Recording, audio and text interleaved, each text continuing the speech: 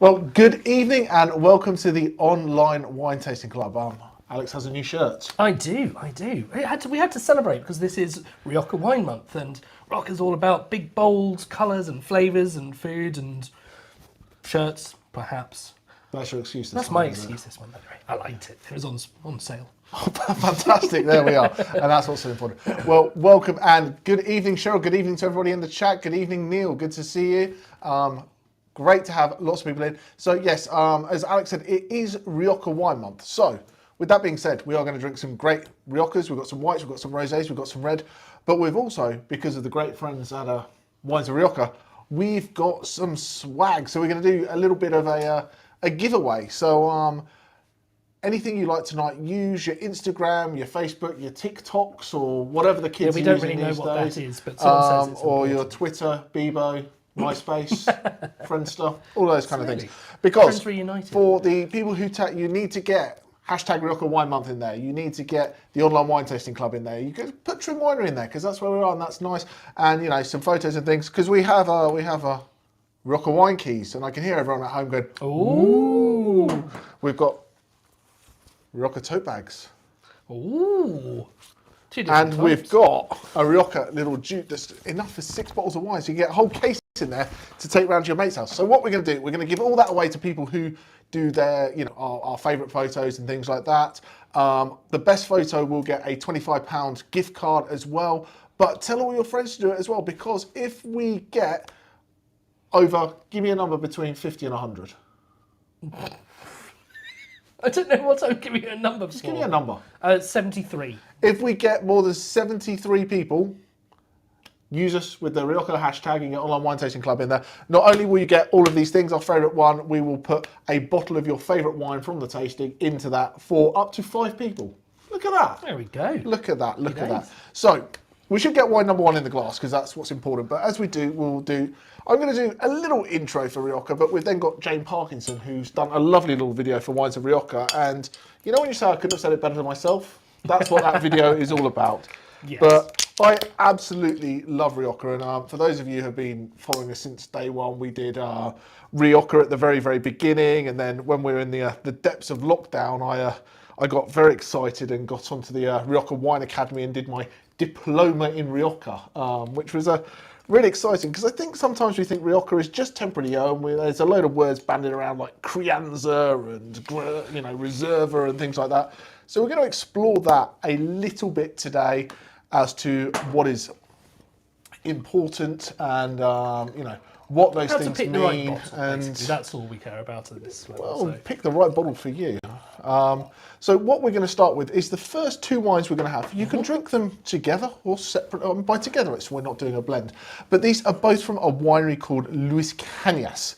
One is no oak, no aging, and the other has a little bit of oak, a little bit of aging, but both made with the same grapes and you know, same region, same area. So we've got the Slido, and for those who are joining us for the first time, you can go to towtc.co.uk/taste. That should take you and to that this should spot. take you there. Or scan this code. Or you can scan your code, or you can get a Slido and Get your put in phone out, 349. That's a demo on how to get your phone out. Well, It's the that's why he's here. critical That one is why he is here today. But what we're going to do is we're going to have the Slido up so you can put your tasting notes in. We're going to go to our first video, which is just a little run into Rioja, but you know, it's only about 3-ish minutes long. So get sipping on your first wine, have a little drink of that, get your tasting notes in. Then we'll come back, we'll talk a bit more about Luis Cañas, Rioja, and move on to the second wine and just show how oak can be important in that. But you know, ask the questions. Let us know what you need to know. It's meant to be interactive, so the more you ask, the more we'll answer. So we'll see you in a few minutes. happy days. See you then. Hi, I'm Jane and I absolutely love Rioja. Have you ever been to this beautiful wine region? Have you ever indulged in a glass of delicious Rioja wine in the vineyards while looking up at the Sierra Cantabria mountain range? Ideally, I would take you all out there right now, but perhaps on this occasion, I just have to whisk you away on a virtual tour of this majestic land of vines. As one of the world's top wine tourism destinations, there's little wonder Rioja is on the bucket list of so many wine, food and travel lovers. Home to 567 wineries, 65,000 hectares of vineyards and 1.3 million oak barrels, which apparently is the most to be found in any wine region in the world. This fantastic wine region produces such a huge diversity of styles, from fresh, zingy, bright, light whites and rosados to famous, rich and spicy reds, and even sparkling wines too, so there really is something for everyone. Regarded as Spain's gastronomic heartland, Rioja's wines pair beautifully with a wide range of Spanish and international dishes, from jamón, tortilla and patron peppers to even pizza and spicy tacos. Now I know what you're wondering, where exactly is Rioja? Let me tell you. The region is situated in northern Spain, right in the middle, about an hour south of Bilbao, along the banks of the River Ebro. It's such a great place to visit year-round, and getting there could not be easier. You fly direct from the UK to Bilbao in around 2 hours, and then you just enjoy a lovely scenic drive to the city of Logroño. The 65,000 hectares of vineyards are spread throughout the region, which runs for about 100 kilometres west to east and 40 kilometres north to south. And within this area, there is such a range of soils and microclimates that all contribute to giving the wines these various characteristics and flavours. And its unique geographical location means the vineyards are sheltered by the Sierra Cantabria to the north and moderated by the warmth of the Mediterranean to the east. The DOCA region is divided into 3 zones: Rioja Alta, Rioja Alavesa and Rioja Oriental. Each of these zones has different climatic and geographical characteristics, adding to the diversity of wines and flavours produced in the region. This, coupled with the use of different grapes and different growing techniques, allows for such a wide range of styles. We hope Rioja Wine Month will give you the chance to explore this sensational wine region. If you want to learn more about Rioja, all you have to do is check out the Rioja Wine Academy, an online resource offering a great range of free educational courses on Rioja. What more do you need? Salud! Salud indeed. Look at that. And I mean, just You're learning Spanish as you go. absolutely, it's important to get into this. But I just think some of the slideshows that she put up there, the photos, are just so beautiful. It really is quite incredible, and especially when you get to this sort of time of year when it gets a bit autumnal, you start getting this beautiful colour coming into it. It's a great place to go, and there are some wonderful hotels and wineries to go and visit, proper luxury stuff with excellent food. So yeah, bucket list place to go for a wine lover for sure. Okay, let's go. Let's go. Done. Let's go. Thank Sounds you. good. Night. So what we've got here, this is Luis Cañas, and really changed the way that Rioja was perceived in the 1970s. So, you know, Rioja kind of has gone up and down and up and down, and from being great, you know, in the 1800s to very kind of like cheap and cheerful bulk wine, and really started to get its feeling late 60s, early 70s into the Rioja that we know today. But it was very much about red wine, and it's been red wine, and it's still very red wine heavy. And the white wine was nothing more than just cheap and cheerful table wine, did what it did, drink it down, happy days, cold, wet, refreshing. But of not really anything spectacular. Yeah. Luis Cañas was really the first person in Rioja Alavesa, so that's in your northern bit, which is seen as maybe the more premium area, the more kind of like single vineyard, the way you want to be. Shall I from. bring the graphic up with a map? You can do that. Let's do He's that. got a map and So where's everything. he talking about? Rioja? So we've got our Alavesa. 3 regions. You've got Rioja Alta, which is your northern and westerly bit. You've got Rioja Oriental. For those who have been studying Rioja for a long time, you may well know that as Rioja Baja, which is your lower Rioja. And then you've got the Alavesa, which is just below almost in the shadow of the Sierra Cantabrian Mountains. Yeah. So he was the first one to actually put his name on his white juice rather than just selling it off for bulk. And I just think just look at the tasting notes. It's got this great citrus. It's got this appliness. You know, and I like it when people put their tasting notes together so you get light crush fresh. I like that. Don't put the spaces in. We've learned that over time. It's got that little bit of honeyness, and yeah, the tasting notes are there. Is it the world's most complex wine? Absolutely not. Is it designed to sit out when, first one of the night just to kind of get your palate set? I think it's great. When you think of going to Spain and it being a little bit warm, sitting on a little terrace somewhere, looking, over the mountains, over the vineyards, having a glass of this, I think this is great. So people are, as always, telling us what they are eating along with this, whether it's snacks or a meal. We love to hear what you guys are eating, and Sarah's got olives and manchego. I mean, what a cracking combination to go with. That's perfect. But yeah, really beautiful, fresh, clean flavours. It reminds me a little bit sort of Soave-like wine, but in its sort of newer it's got that really cool sort of a little bit of texture, a little bit of waxiness in there, and I like it. I really like that. It's slightly more interesting wine than a lot of the kind of equivalents. I like that call. There's a couple of calls for olives in there, and what's nice about that is with those olives you get that brininess, that saltiness, and that savouriness. That the lovely freshness and the acidity will just kind of balance out. I think it'll be absolutely beautiful. For sure. We need to start putting snacks on the table before we start. We have all this snack chat, and then I'm hungry by the time wine 2 comes. Quite right. What would you think would be a good thing to eat with this, other than obviously olives? Like, if you're going to go for a meal, are we in the sort of seafood space for this kind of thing? I don't know. It's easy to say light white wine goes with light, easygoing seafood, but I think this, when we talk about Spanish food, this is a proper little bar wine, and for those who've been, and you go and you sit at the bar and they've got these little kind of like pink sauce that just sit at the bar, and you pick this and they count your skewers at the end depending how that kind of stuff with just the cheese and charcuterie and that, it can go with the meats, it can go with that. Obviously lighter dishes, seafood, shrimp, barbecued scallops this would work. With barbecued scallops, I like that, but you don't want anything with loads of flavour, because you have stuff with loads of flavour, this will get overpowered very easily. But something with a little bit of fattiness, I think shrimp would be great, where that acidity can just cut through. This would be a really good oyster wine. It's bright, it's fresh. Instead of putting kind of like red wine vinegar on it, because you've got that acidity in there, just pour a little, do that, have an oyster, little canyas, oyster, done. Yeah, I like that.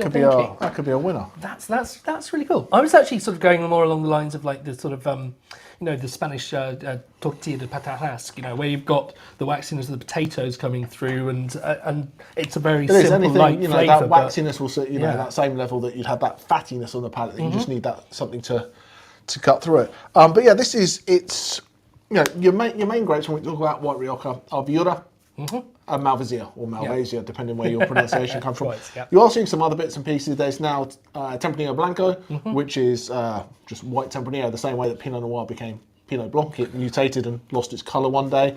There's also some other, indigenous varietals there. Verdejo is growing a little bit in Rioja, but you see that mainly in Rioja is where you find that. Yeah. And then a couple of the international varieties, a little bit of Chardonnay, a little bit of Sauvignon Blanc. And sometimes that's grown not because it's the most world-class wine, but for people trying to move something that's a little bit different. If you've never heard of Verdejo, you might not buy it. But if it says Sauvignon Blanc Verdejo blend... Well, Rioja is the art of the blend. We look a bit down at blended wines these days, and we shouldn't at all. I don't know why. It's a real art trying to put these different flavours together. And would you want to go to a meal where it was literally just one ingredient? This is a plate of butter. No, but if you put that butter into a sauce, it adds certain character. So it's cool. I think we should celebrate the art of the blend. And what's quite cool here is how it's showing a really similar blend. They're both kind of predominantly Viura, aren't they? And buy a similar blend. It's exactly the same. I'm saying it's an identical blend. Do you know what? I thought it might be, but I thought I'd hedge my bets a bit. But yes, the same blend, the same winemaker, the same vineyards. What does the different winemaking technique do? It's almost similar to how has the different style of cooking it changed your food? So yeah. So Cheryl's on to wine number 2. I think that's what we're going to do. Yes, as Cheryl. well. That's what we should Do you do. know what? I'm actually going to put a little splashback of that. We've drunk it because obviously we're thirsty at this point, but I'm just going to give it a little bit because I want to do that side-by-side comparison. We'll have one last look at the tasting notes just before we move it on to the next one. Wine number 1 is delicious. It's just so refreshing, isn't it? Yeah, it's fresh. There you go. It stands out. Fresh, Sharp easy pear, drinking, green lemony. apples. It is that kind of sit outside, something you can have a case of just in the fridge, and it's an every occasion wine, isn't it? It's drink it by itself, have it with a bit of food, share it with friends. It does a really, really good job. Let's move the tasting notes on to wine number 2, because this is supposed to be the same wine, So yeah, and it isn't. It's not. So it's their Viñas Viejas, so it is older vines. It's from the same area, but it's for older parcels of vines. Different colour. Different colour. So what they do here is it's all about. I'm going to move that, and I'm going to put that bottle there, so then that's in the right place. Look at that. Okay. So this is their old wine, and they use oak. So you as a winemaker, you obviously know you can use oak in two main parts of it. You can use oak during fermentation, maturation, Or in the boxes around the bottles. My word. I've just thought of a third. So either during fermentation, while you're aging it, maturation. Sorry. One of the two. So you can ferment in oak and then age in stainless steel, or the other way around. These guys do it both. So we spend about 5 months in French oak for fermentation, and then about 17 months in oak to mature. So this is where we talk about. If you've gone for a massive kind of thing, I've been put off oaky wines by, the oaky Chardonnays that we got from California and Australia. It's, there's so many different things to go. I'm not going to geek out on it. From a lot of you, names I know, but there's a subtle way to use oak, and there's a not subtle way to use oak, and generally the subtle way costs money. And it's. I think they've done that really nicely. It's got that really smooth, delicious quality, but it's not smacking you in the face and going, "You've just opened up your wood cupboard." I lied to everybody. What? I got days and months. So fermentation for 17 days in oak, not 17 months. That would be a long ferment. Yeah, I was going to. So fermented for 17 days in French oak, and then 5 months in barrel before release. So not 17 months fermentation. I didn't pick you up on that one. Yeah, fermentation normally sort of takes from about 5 days up to about 20 days.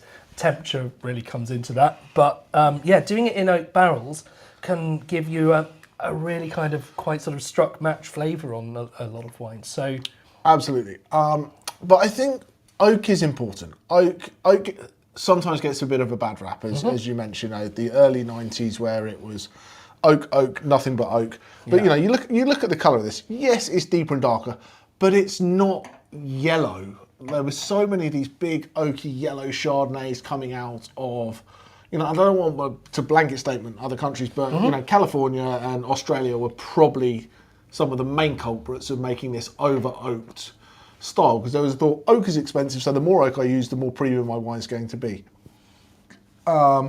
I like that. A more masculine version. A more masculine version of wine number 1. Now we had one of the Luis Cañas white Riojas in our 4th ever Adventurer Series tasting. Absolutely. So it was this one, but it was one. the 2018 vintage. So we have grown up 2 vintages. Two vintages. Yeah, Can we believe that? Yeah, exactly. But that's good memory, excellent memory there, because that was back. We're now thinking probably was it November 2020. So nearly 2 years on. Pretty much when this wine was being harvested. So that's pretty cool. So that's what we've done. We did our first tasting, and then we've waited on our first tasting, the wine that was harvested when we were doing that to do that. That's what we planned. Yeah. Cream soda pop. I like that. It does. It's got that vanilla-y, that little vanilla-y bit. Yes. And I think this is very astute comment. Hits more air into the tongue. It does. Because it literally does. Because it's got different things. And you go back, it's not only different flavours around the tongue, there's more texture to it. So you've got this textural aspect that kind of hangs out, this nuttiness. What's interesting here is there's not that many kind of almost like fruit flavours kind of that people aren't talking about, the baked apple and stuff like that. It's really these winemaking decisions, the malolactic, the nuttiness, the creaminess, the cream soda. But if It's really interesting. I think if we had tasted that first of all on its own, then we wouldn't be focusing quite so much on what we're now additionally able to taste as well as the fruit things. But yeah, they are. There is still plenty of fruit there. It's still a young, fresh, fruity wine, but there is a lot of other character coming into it. So yeah, an extra year older as well, of course. So, food with this?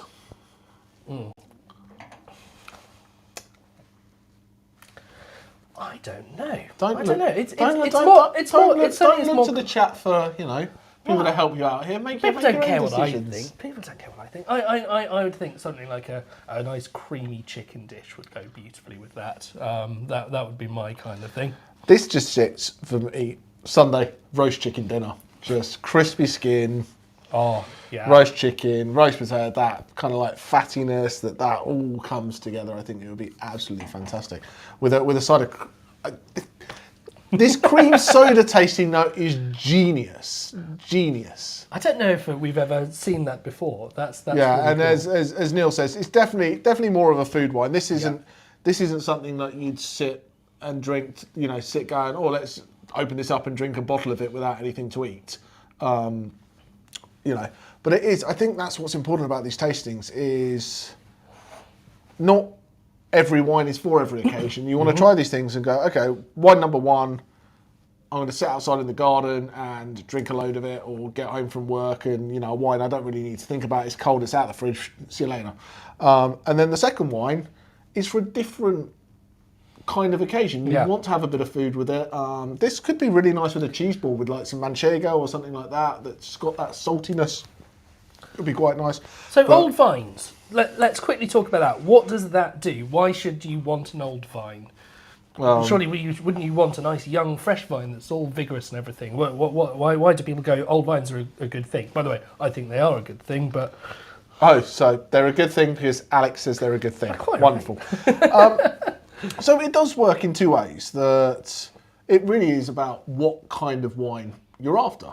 If you're after a light, cheap, easy drinking wine, you want younger vines that can, you know, grow loads of big grapes, loads of juice, loads of fruit. As the vine gets older, it becomes harder for it to grow. It struggles a little bit more. Starts shriveling up. It becomes a little bit more, you know, but it intensifies. It becomes a little bit older, a little bit more wiser, a little bit more knowledgeable about what it can do with itself. Yeah, the grapes have got all of that accumulated knowledge, and Exactly. and of course they get deeper roots that are going right deeper down into this really cool different soils that the region's got, and so that is where you get a really cool intensity of flavour, a bit more from the old wines, and they taste so different. They absolutely do, and it does go back, and I don't want to keep harping on the same point.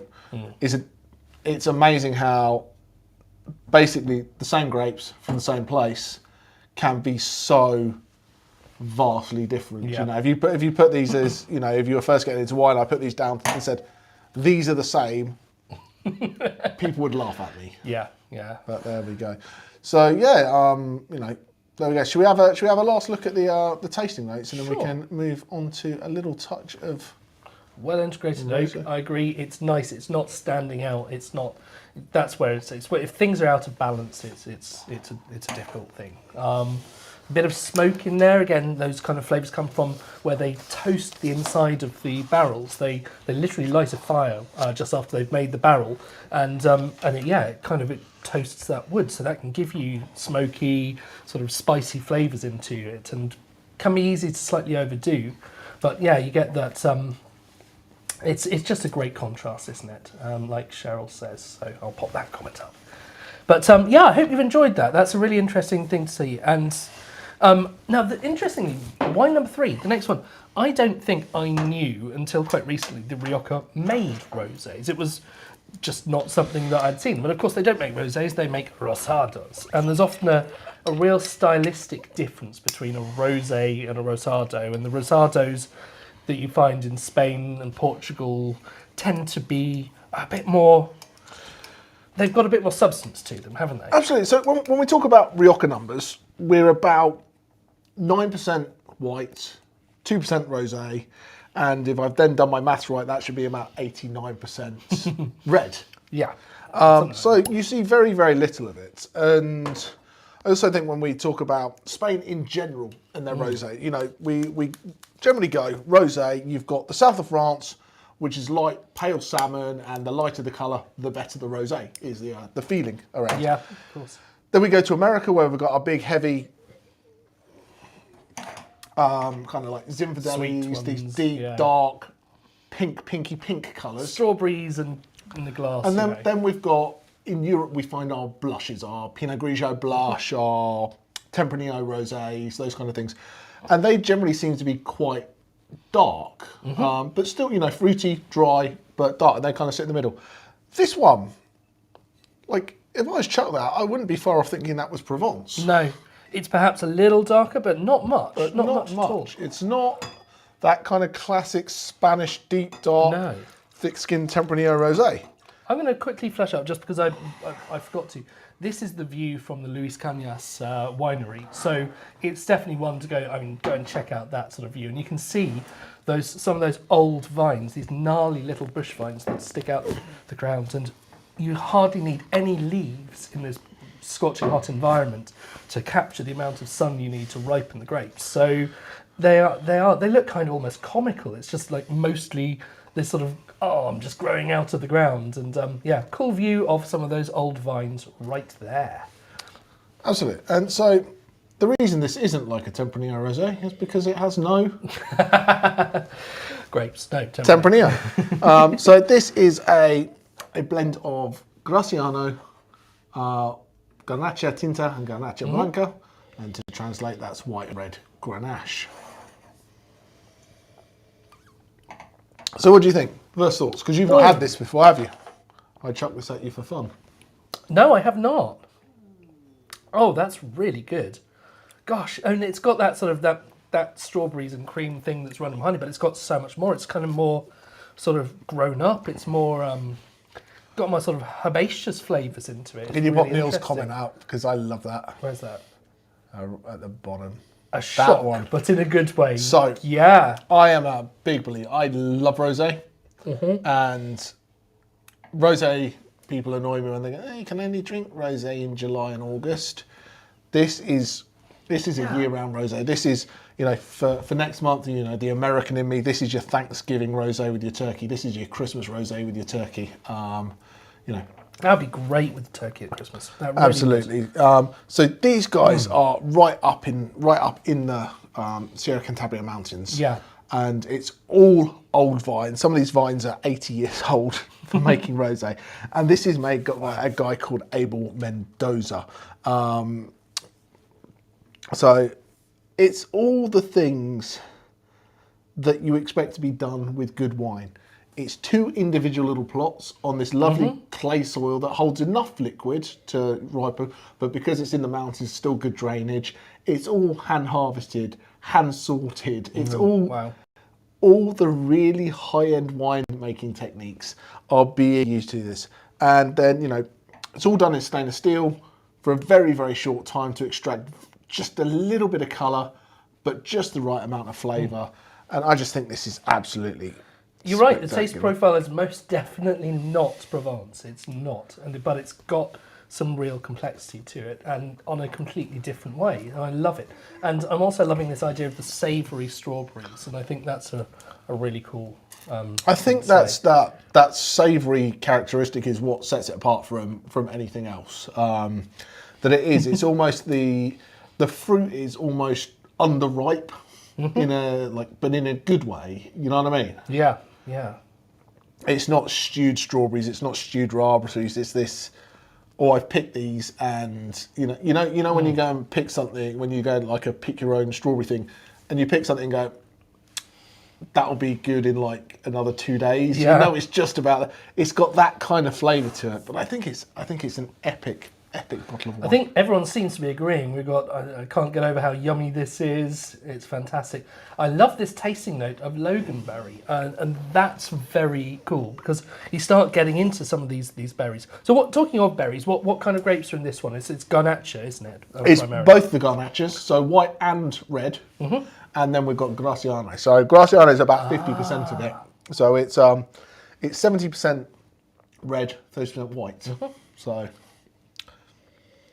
Awesome. And let's have a look at these tasting notes. So salty, so it's got that salty, real that salinity. savouriness about it. Strawberry ice cream. Burnt orange. Ah.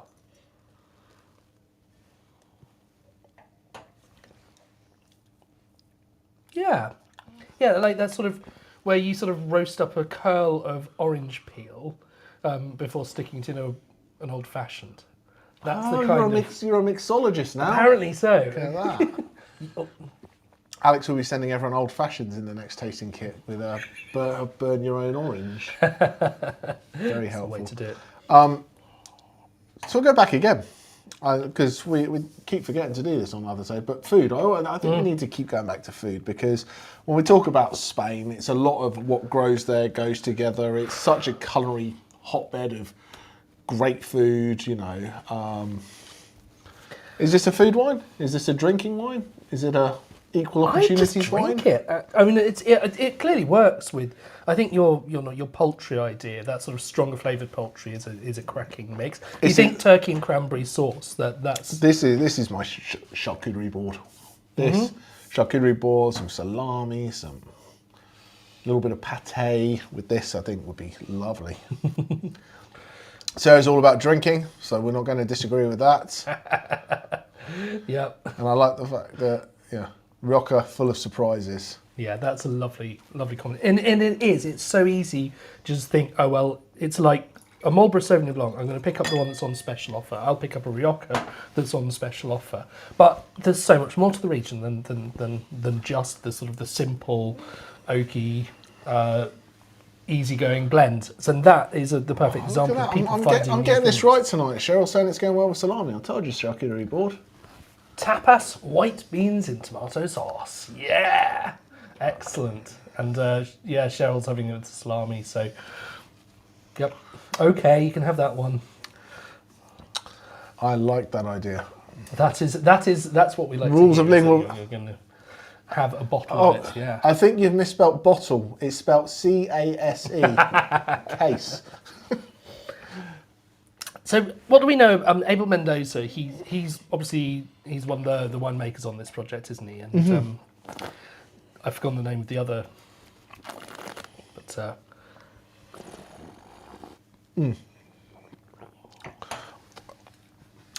I think what's important about this is it's not trying to be something different. No. It's not trying to find a place. It's not trying to go, oh, this is, if you like this, you'll like this. It's unapologetically its own thing. Yeah. And that's what I think is really, really important. But yeah, is it time for reds, do you feel? I think, well, I just poured myself a bit more and I'm still enjoying it. But yeah, we probably should do some red wine in Rioja because that is obviously what it's famous for. But yeah, I think...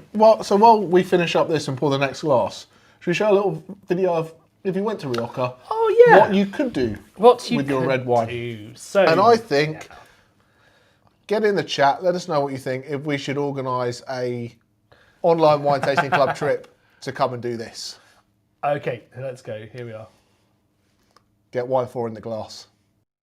The Batalla de Vino takes place about 4 miles outside of Haro, in the heart of La Rioja. The event is held every year on June the 29th and dates back to the 6th century. During this event, locals and visitors gather for the world's biggest wine fight. In the morning, everyone attends Mass before following the mayor on horseback out of the town to climb the Riscos del Bilibio, an area full of strange rock formations, and it's here that the battle begins, essentially an elaborate evolution of a wine baptism. The aim of the fight, if there is one, is to cover each other in so much wine that everyone's clothes turn purple and no one is left wearing white at all. At noon, the fight stops and everyone feasts on lamb chops and snails. The party continues back in Haro with live music, dancing and street stalls. I'd go along for the experience, but I doubt they use their finest wine. That looks an awful lot of fun, and I'm delighted to see that we've got an awful lot of people who are saying yes, they are in for this trip. So, yeah, it looks great fun, doesn't it? But it does look great. What a waste of Rioja. That's what I'm going to say. You'd have to wear a very plain shirt. it would end up looking like this. That's the cool thing, you know. Fantastic, fantastic. So I think, you know, those first three wines was just to show, you know, that, well, this wine as well, that Rioja's not just about Tempranillo, Tempranillo, Tempranillo, and more Tempranillo. But when we go into reds, this is an unusual one. I forget what I was going to say. Tempranillo. So, you know, if you go and do your sort of WSET, your wine and spirit education exams that tell you about what a wine is, Rioja is Tempranillo. That's what they will tell you. And they'll tell you it's a blend, of course, but predominantly Tempranillo. But you don't have to put any Tempranillo in it at all, even if you're making a red wine. Rioja. So, Rioja is about regionality, and it's about certain grapes, and there are lots of rules and regulations. But what you will see on the back of a bottle of Rioja, you'll see these little labels. Okay, so he's doing something here. There we are. So you see these little labels on the back, and depending what level of Rioja you have, shall I break that up? What are you doing? He's playing with the camera again. He should be allowed to. Depending on the level of Rioja you get different colours of these. So, you know, if you've got a Crianza, if you've got a Reserve, you've got a Grand Reserve, you get a different colour label as you go up. So you can always see what they are. We've got the Reserve behind here before I can't jump onto it. So, for example, the Reserve has that burgundy coloured label, yeah? Okay. So you know what you've got. And there's some different rules and regulations when you're going up the pyramid. So you just have a general Rioja, which you get that little green colour. Have you got a little graphic so I can talk that up? So, you know, we start and, you know, you've got your generic Rioja, which is there. And then it's all about different aging. So as you go up a little bit, you go to Crianza, you know, which is some barrel age, some bottle age. I can't speak today. Now I've corrected all bottle of our in case I children can't are say it currently anymore. going down with all sorts of bugs, and So- it's been hitting us hard. So we go Crianza, we then go Reserva, which is a little bit more age in barrel and bottle. Then Grand Reserva, which is your longest aging, and then you've got the Gran Añejo, which is relatively new because they've started allowing sparkling in Rioja you can get as sparkling well. Rioja now as well. Yeah. So mainly you're a Tempranillo blend, and then you've got these other grapes, Graciano, Garnacha, and Mazuelo are your three other main grapes that you find. But every now and again, you'll find someone being a little bit quirky and doing a single varietal wine that's not Tempranillo. And this is Finca Manzanos. And we've done, you know, done a few since things for them, Tring Winery opened, we've done lots on our, you know, our top picks last month. Their Finca Manzanos, their 2001 Grand Reserve. But when we got the one that wasn't corked. Yeah, exactly. We got a corked one, which was like, oh, how do we film this? And then we'll go again. But, you know, their 2001, they did Grand Reserve, which is amazing. But this, and I know we don't talk too much about price at the beginning, but the value for money on this bottle of wine is spectacular. And for me, this is, if you love Rioja, but you're not a big fan of the big oaky vanilliness, but you like the powerful fruit, this is for you. So this is Finca Manzanos, 100% Graciano. This is 5th generation winemaker. You know, the winemaker is now Victor Manzanos, so it's, you know, it's 5th generation family. And they've got massive areas, 250 hectares under vine. So a huge, huge area. And they make all the styles. So they make the whites, the reds, the rosés, reservas, crianzas, single plots.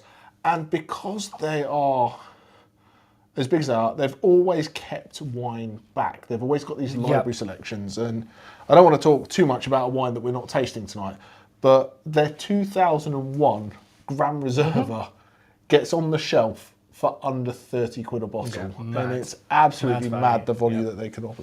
So is this a small boutique winery? Nope. No. Is it a massive supermarket brand winery? Also, no. But big enough, but careful enough to do great things. And I love it when you see this. Okay, that is far too much pressure. We're not going to do wine. We're not going to do wine 5 and 6. We'll just call it there. Good night. No. Good lamb chop wine. Well, that's what it should be. That's what it should be. But when I was over in Napa, I went into Clos Pegas, these guys here, and they primarily make Bordeaux blends. But inside that set of Bordeaux blends, they will also pull out the individual grapes. And they were doing 100% varietal Petit Verdot. Now, you only maybe put the tiniest fraction of Petit Verdot. So it's really fun and interesting to see these grapes out of the blend on their own and showing what they bring into that blend. So this is the caramel side, that strong sort of more on the perhaps on the sort of plummy fruit side than on the real dark fruits of the Tempranillo. So I'm going to pick out a taste now, because there's the big boys. There's chocolate, caramel, chocolate, Chinese spice. There's a point up there that says not very complex, which is interesting, because if you read that as a tasting note, generally, would you take that as a positive or a negative tasting note? Probably negative. You'd assume, like, certainly if you're looking to score a wine, then they tell you you're looking for complexity. But I like simple wines executed brilliantly. I don't feel the need for every single wine to overpower me with 15 different groups of different fruits and bushes and wood and all these kinds of spices and all things like that. I like things to do them what they're good at well, and that is delicious and well executed. So. As I said, is this a 93 pages of tasting note wine? But is it delicious, fruity? And I like the fact it's got some of those tertiary-ish characteristics. Yeah, the taste is quite straightforward. It really is. It's if you just want to go, I want red, heavy, drinkable, delicious. That ticks all those boxes. And do you know yes, completely agree. It is a good, easy wine. Drinking simple wine. Yeah. This is the kind of thing that you have a few people come around and you go, oh, well, Dave, he doesn't really know too much about wine. Or that Alex Taylor guy's come around, he doesn't know very much about wine. This is the bottle of wine you can put on the table and keep everybody happy. And I think Rioja in general is a very good style for that. Does it pair perfectly with anything? No. Apart from lamb chops. But does it go really well with everything? You have a bottle of wine of this in the middle of the table at a restaurant. Someone's having a burger, someone's having a mushroom stroganoff, someone's having a lamb chop. This is going to do the job with all those dishes and keep everybody happy. It's not too heavy and tannic for people who want to drink a soft Merlot kind of style, but it's got enough boldness for someone who likes something that's a bit spicier. I think it's a great down the middle. And it's quite easy for sommeliers of this world, like Jamie, to go off on like these searching for things that are producing these really kind of geeky wines and everything. And sometimes you just want a hug in a bottle, and that's what Rioja is to me. And that's a good hug in a glass. So earlier today, I'll put a little bit of a pre-warning in, because I was joined at work today, wasn't I? By me? Well, other than by Jamie, who I see quite often, but also by my poor little 6-year-old girl who was woke up with a temperature, and she came in, and so we were meeting with some machinery manufacturers and doing all sorts of things and talking about various stuff, and I just got this poor little, Daddy, I want a hug. And it's like, that's... So you gave her a glass of Rioja? So I gave her a glass of Rioja, and I did not give her a glass of just... So, however, to clarify, she clearly was a fan of Rioja, because she decided she wanted to join in with something that you might see at the end of this show. So, yes, watch out for a starring performance by a 6-year-old girl at the end of the show. Watch the credits. Okay, so yeah, nice and simple. And Viola's getting on to wine number 5, so perhaps we should do the same, because we're now going to Badiola. We are going to Badiola, so we are going to this one. There we are, look at that. Rioja Alavesa, again. So if we need the map back up, so we know where we are again. Yep, sounds good. We are back up in the top, and this is a different, well, I say a different, yes, a different style of winery and wine, and Rioja can come under two main categories. There's old school and traditional, and then there's this new wave. And your old school traditional is, you've got your bodega, and that's in the middle. and the vineyards go out and radiate from outside, out of there, very similar to Bordeaux, and everything in that bit of land is Bodega Day or Castillo Day or Marquez Day, whatever it is. Some historic castle that's been there since the beginning of time, and blah blah blah. Shall I move on the tasting notes again? Yeah, absolutely. Yeah, let's do that. So those people, it's all about where the host chateau is and that coming out, and then they'll label the wine that it comes from that part of Rioja. Yeah. And just as well, this map doesn't show this, but what you get going from the northwest down to the southeast corner is the River Ebro, and that's one of the most major rivers in the region. But you also get these rivers going, tributaries going into the Ebro, including the Rio Oca. Yeah. So Rioja, the that's kind of so you end up with these 7 areas of Rioja based on these tributaries going down, and that's kind of a geographical divide, and then there's different soil types, different landscape, different aspect, and all that kind of stuff. So Badiola started in 2018, and we did feature in that very first Rioja masterclass. That very first as well. Rioja masterclass on our adventure series is the very first Master of Wine we had on the show as well, which was really cool. But what they focus is on their sense of place. So they have multiple single vineyard sites for their top end wines, and they label them slightly differently. So they've got one called L3Z4 because it comes from an area called Leza, L-E-Z-A, but they're not allowed to label it that because they have to label it from where it's produced. So it's from where it is. So they have these, and then they take, this is Las Parcelas. So they take a little portion of these single vineyard plots, and I think they've got 5, and then that gets blended together. So they take the stuff and bring it in to give this overall typicity of what they feel Badiola should be. I think it's more like a bit like a grown-up version of if we had 2 as a more sort of masculine version of 1, whatever that means these days. This is a slightly more grown-up version of the Rioja image and sort of presentation that we see with the Finca Manzanos, and that is it's just a bit more mature, isn't it? A bit more grown up. It is. You take the Graciano beforehand, 6 months in oak. Okay, so not loads of oak, but a little bit of oak.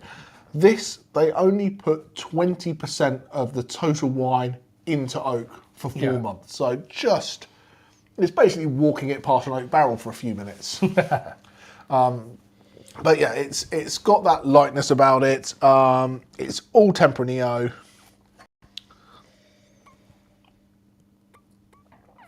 I just think it's beautiful. I really like that. And the average plot size is about 0.3, 0.4 of a hectare for these things. So it's very carefully crafted, carefully selected.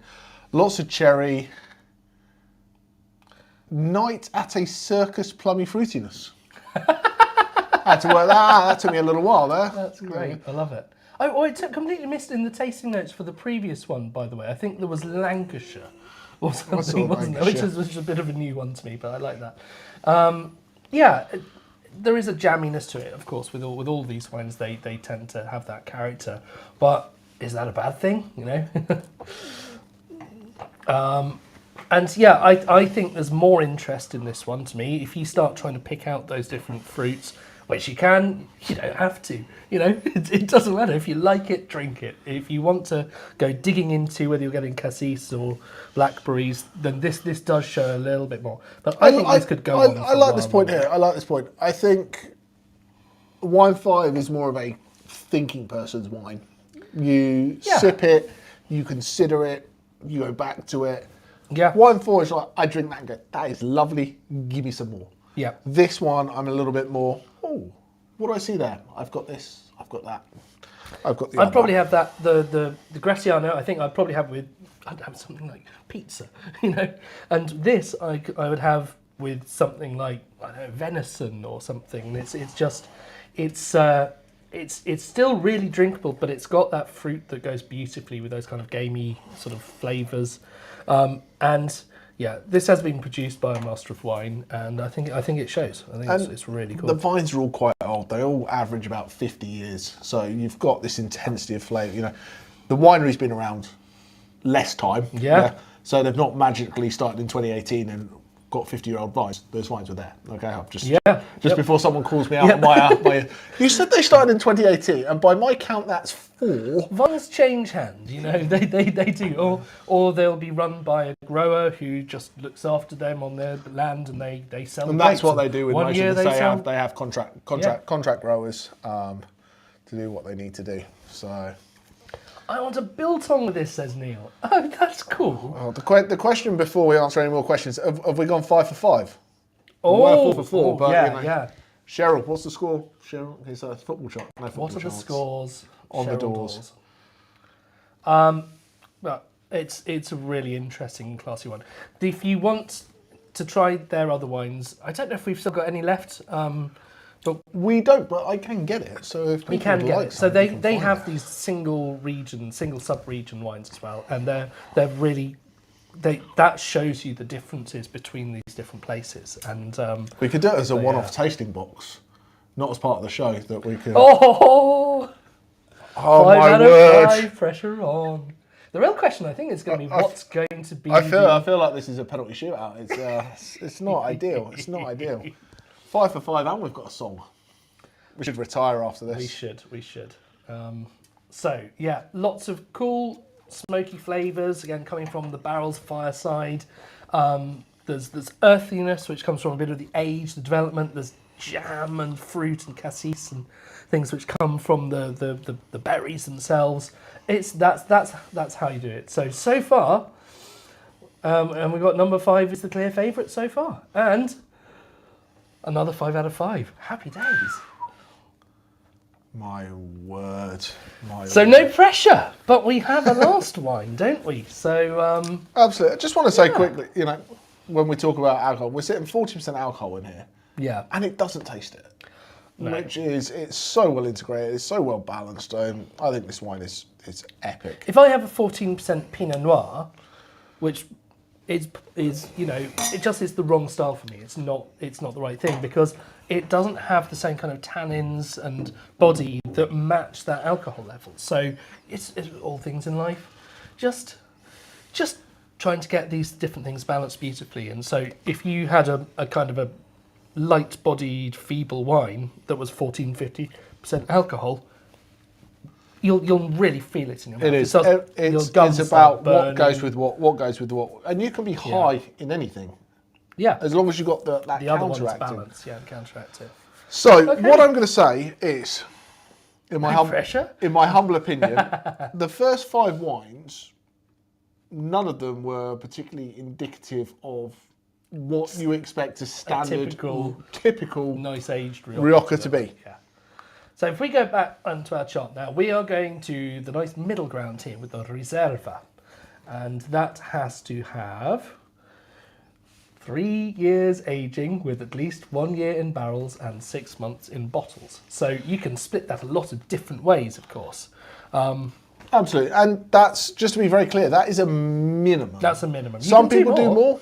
Yeah. But you may not do less. So what? The obvious, it sounds obvious to say it. Why wouldn't you do it? Why wouldn't you try to go for the things? Well, if you're trying to store a lot of bottles of wine, especially in a hot place like Rioja, you need a big cellar that's temperature controlled and is not going to destroy the wine. So that gets very expensive. You're paying effectively to just own this building just full of bottles of wine. And when you're not selling it, you're not getting the money yet. So you can't pay the people who are looking after the wine or have made the wine or all those kind of things. Moving the tasting notes swiftly on to my number 6. Swiftly on. You're going to ask me my question that you prepped me for earlier to check that I knew the answer. Oh, it was. Yeah. Okay. So Jamie, do you know this? And I answered it. I'm like, I'm just going to check that in case it's an urban myth that I was lying about. So the thing that, when I think back to the Rioja bottles that I bought when I was younger, they would all have this little sort of wiry mesh around the outside of the bottle, and I had honestly had absolutely no idea what the heck the point of this thing was, other than just to generally trying to get a bottle of wine out. Perhaps it was some kind of a thing to stop you opening another bottle after you've drunk too much of the last one because it's so delicious. It's difficult to get Is in. this a drunk person anti-tamper thing? I don't know. You can take it off and go fishing with it. So, what is the story with that mesh? So what that was, that mesh on the tasting tour, we need to find a venue and some time. Yeah. We need to have someone that can be here packing the stuff for you so we can get out and talk to you. Yeah. We're in that, and we'd that love to is do closely it. related to the subject of money. So if anyone happens to have an endowment of several £1 million they want to invest in us, so that we can Get our tour bus. Yeah, just let us know. Tour bus. But anyway, back to his question about the mesh. So the mesh was one of the first early things to stop fraud and counterfeiting, because if they put the mesh around it, and the mesh was designed to go around that, and they kind of had a almost pattern on it. It's Marquis de Riscal started it. Oh, wait, it's funny you should say that. Funny you should say that. Do you mean... Oh, I haven't got it, have I? Why haven't I got it?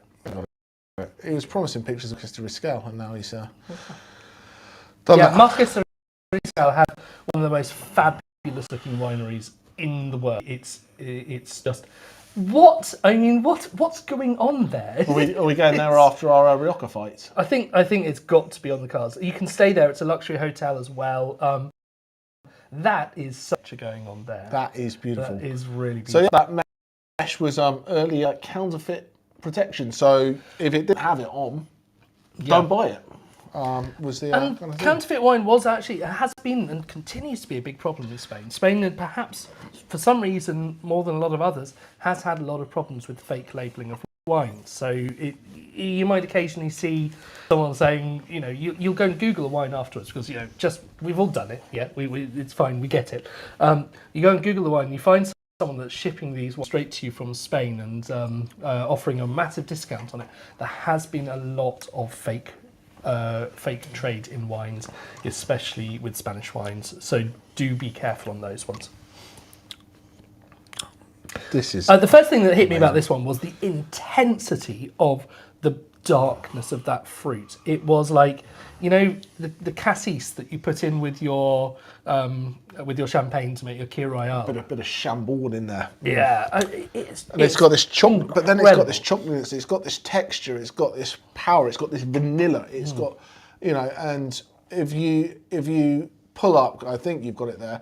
If you pull up your WSET tasting map, you'll see it has got all the things. It's got primary, it's got secondary, it's got tertiary, with a 2016 vintage on this. So it's got, I can't do maths at this time of night either. So 6 years of age in there. So this is Dalto, and this is a project part by Giles Cook, who also does the project over at Thistledown, who we've used before in Australia. Yeah. And this is out of the Alliance Wine stable.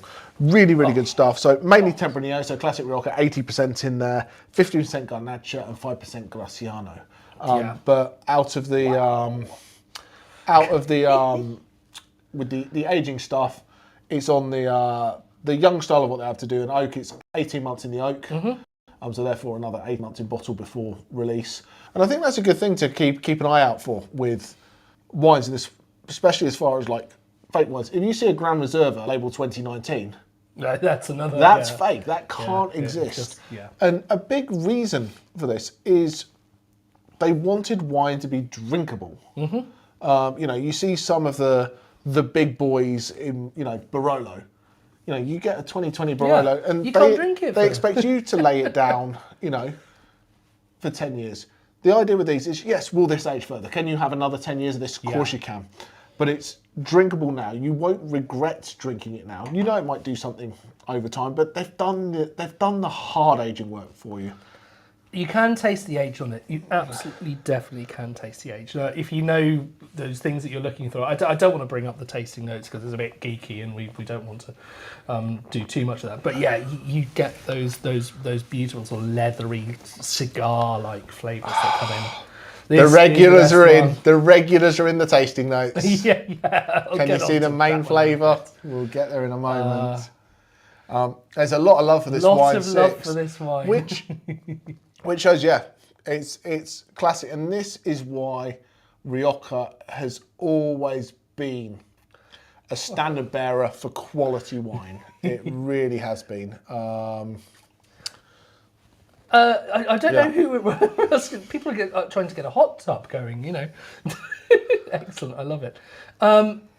This is a good question. How would you rate the finish on this one? So it's a little bit drying to me at the very end of it. Just that as the fruit starts to run out, you're left with a bit of the tannins. But that's because I don't have any food.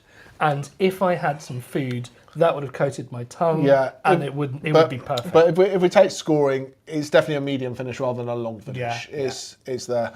But I think, you know, with the depth and, you know, the broadness of palate and the stuff going on, these wines they're really cool.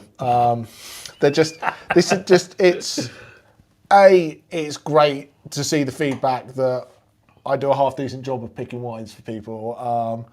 But B, I just think this really shows the breadth of Rioja, that we've had 6 vastly different wines. Yeah, I think, you know, 8-10 years on that one, you could do it. Definitely. No, thank you very much. It's been your favourite tasting so far. That's good to know. And a very important question: why badgers? Yeah, sorry for those. Perhaps we should have an FAQ. Why is badger one of the tasting notes for this? You can see them up here, Matt. It's a running gag. Basically, is the easiest thing to say. They are up there, the badgers. We made a silly joke in an early episode, and it kind of went out of control. Matt, so sorry about that. Matt, next time we get together for a beer, I'll explain everything to you. I promise. It's okay. So yeah, I just think this is great wine. Yeah, my word. Do you think it's Oh, did you? You missed the guitar and songs from the Greek masterclass. It's on YouTube. It's on YouTube. Yeah. Go to YouTube.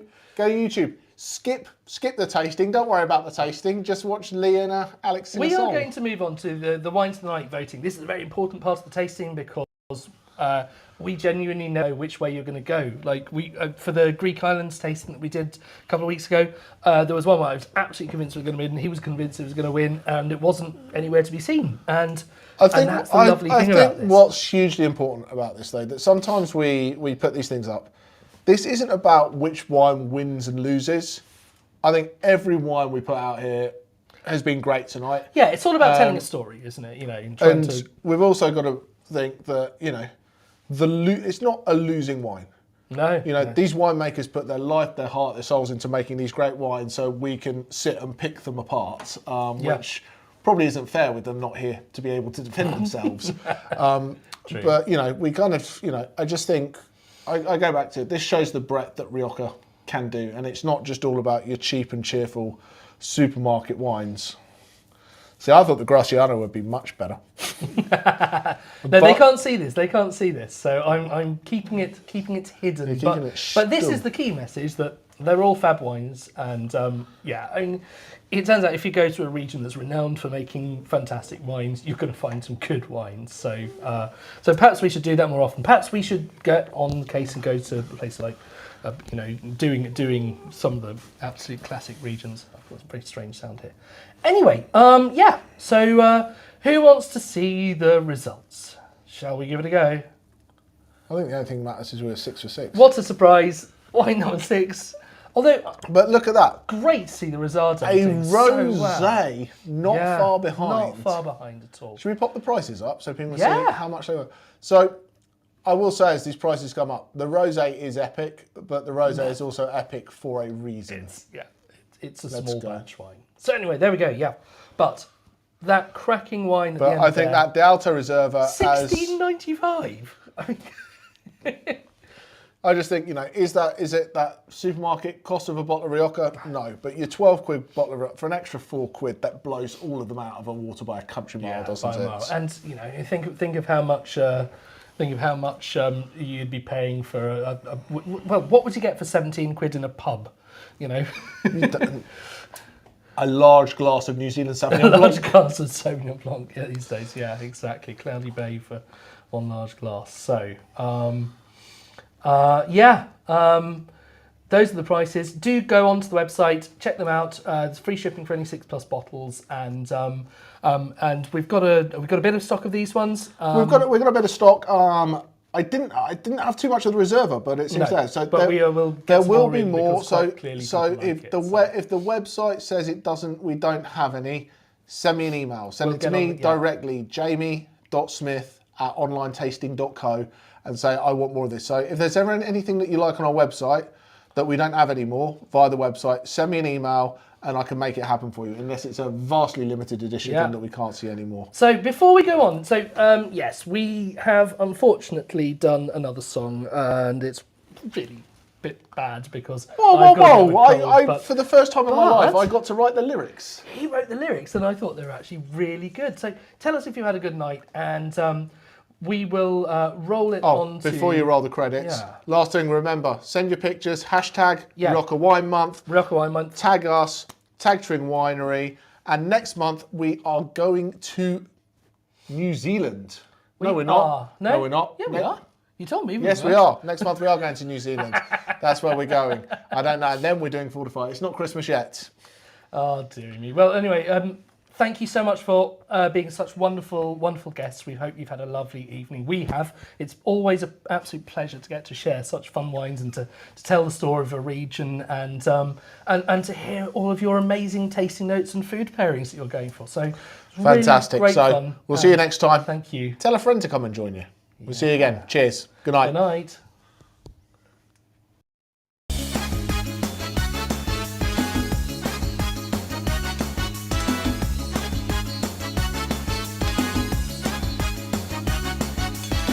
This song's about Rioja, fresh spice and hints of fall. I've got a sneaky feeling that I'm just going to drink it all.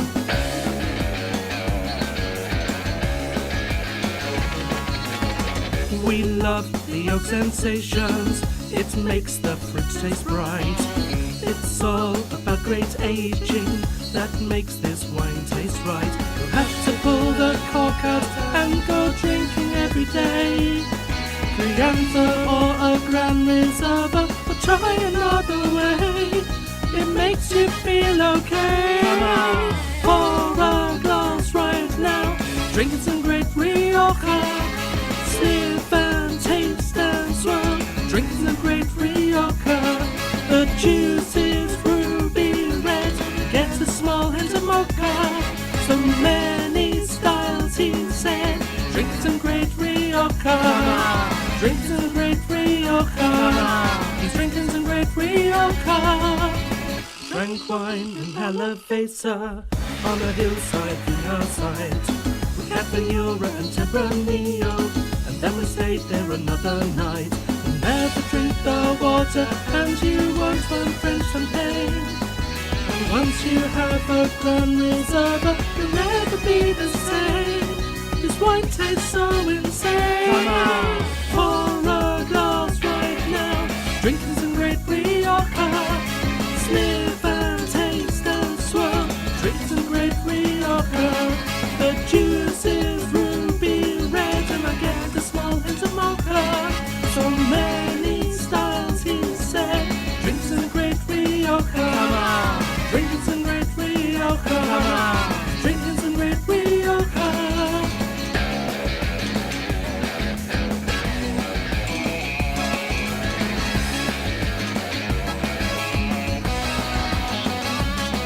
She'll make you dress up all in white and go dancing sprayed with wine. And once you've had a glass or two, on lamb chops you will dine. This wine just tastes so fine. Pour a glass right now, drink some great Rioja. Sniff